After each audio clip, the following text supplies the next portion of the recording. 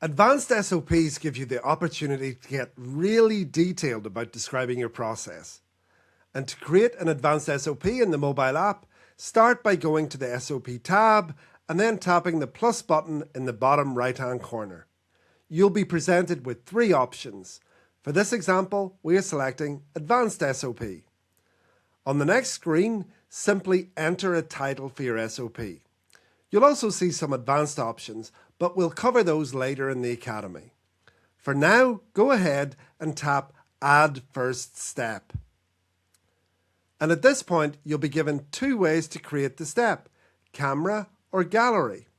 If you choose camera, just take a photo of the process step, or you can alternatively do that from your gallery on your device.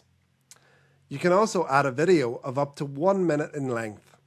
Sticking with the image though, we will use that image and you can zoom in or out as needed. After capturing the photo, you can annotate it directly in the app. There are several annotation tools available and they're all very simple to use. On our advanced SOP, we are able to add up to 3 images or 1-minute videos to describe each process step.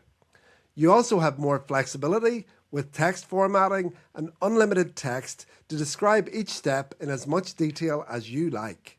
You can then polish with AI to refine the wording. If you used voice to text, the AI will give you a few suggested versions and you can choose the one you like best. That's the basic workflow.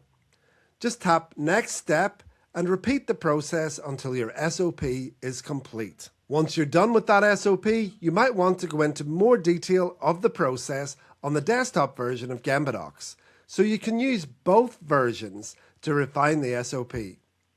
When it's complete, the SOP will be available to print in its entirety, or you can view step by step, which is my favorite way to deploy these standards.